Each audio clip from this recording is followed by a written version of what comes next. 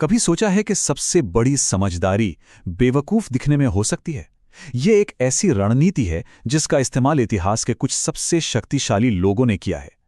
और आज हम यही समझेंगे कि ये काम कैसे करती है और क्यों। और ये सिर्फ कोई किताबी बात नहीं है। ये उन लोगों के लिए एक प्रैक्टिकल स्ट्रैटेजी है जो सच में पावर चाहते हैं। ये सोचना कि कमजोरी एक ढोंग हो सकती है, जितना दिलचस्प है उतना ही खतरनाक भी। तो ये नियम काम कैसे करता है? बहुत ही सीधी सादी इंसानी फितरत पर। किसी को भी दूसरे से कमतर महसूस करना अच्छा नहीं लगता। तो तरकीब यह है कि सामने वाले को स्मार्ट महसूस कराओ। सिर्फ स्मार्ट ही नहीं, बल्कि आपसे भी ज्यादा स्मार्ट। एक बार उन्हें यह यकीन हो गया तो वो कभी शक भी नहीं करेंगे कि आपके असली इरादे कुछ और हो सकते हैं। तो थ्योरी तो ठीक है, पर असल दुनिया में ये चीज दिखती कैसी है? इसके लिए चलिए एक जबरदस्त उदाहरण देखते हैं टीवी शो द ब्लैकलिस्ट से, जहां रेमंड रेडिंगटन वफादारी का एक बहुत बड़ा इम्तिहान लेता है। तो जरा सोचिए, आप निको हैं। आपका बॉस, जो एक क्रिमिनल जीनियस है, अचानक से एकदम अजीब, पागलों वाले फैसले लेने लगता है। ऐसे में कोई क्या करेगा? क्या इस मौके का फायदा उठाएगा? रेडिंगटन बस इसी बात पर दांव लगा रहा है, एक ऐसा जाल बिछाकर जिसे निको देख ही नहीं पा रहा। और बस यहीं पर निको जाल में फंस जाता है। वो रेडिंगटन की इस तथाकथित कमजोरी को अपनी ताकत समझ बैठता है, और उसे यह जरा भी एहसास नहीं होता कि वो एक बहुत सावधानी से बिछाए गए जाल की तरफ बढ़ रहा है। उसके लिए तो ये एक सुनहरा मौका है। रेडिंगटन की एक्टिंग इतनी जबरदस्त है कि निको को लगने लगता है कि अब सारा कंट्रोल उसके हाथ में है। उसे ये जरा भी अंदाजा नहीं कि वो तो बस एक कठपुतली है जिसकी डोर कोई और खींच रहा है। रेडिंगटन उसे बस वही देखने दे रहा है जो वो देखना चाहता है, एक गिरता हुआ बादशाह। और बूम, जाल बंद। निको का घमंड ही उसे ले डूबता है, और रेडिंगटन ये साबित कर देता है कि असली ताकत हमेशा दिखती नहीं है। कभी कभी वो पर्दे के पीछे छिपी होती है। तो सवाल ये उठता है कि ये सब था किस लिए?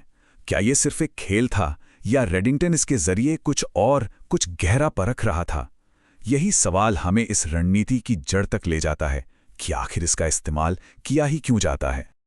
आखिर रेडिंगटन का ये धोखा इतना कामयाब हुआ कैसे? इसका जवाब छिपा है ह्यूमन साइकोलॉजी में, इस बात में कि हम दूसरों की समझदारी को कैसे आंकते हैं और कैसे हमारा अपना घमंड हमें अंधा बना सकता है। इसे ऐसे समझिए, चीन में शिकार की एक पुरानी तकनीक है। सोचिए, जंगल का राजा एक बाघ एक सीधे साधे सुअर को देखता है। वो अपनी ताकत के नशे में इतना चूर है कि बिल्कुल लापरवाह हो जाता है।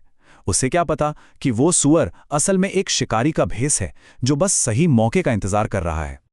तो देखिए, यहां दो अलग अलग दुनियाएं चल रही हैं। एक तरफ है टारगेट की सोच, जहां उसे लगता है कि वो सबसे स्मार्ट है, और दूसरी तरफ है असली दुनिया, जहां एक स्ट्रैटेजिस्ट धीरे धीरे अपना जाल बिछा रहा है। बस यही जो सोच का फर्क है ना, असली ताकत वहीं छिपी है।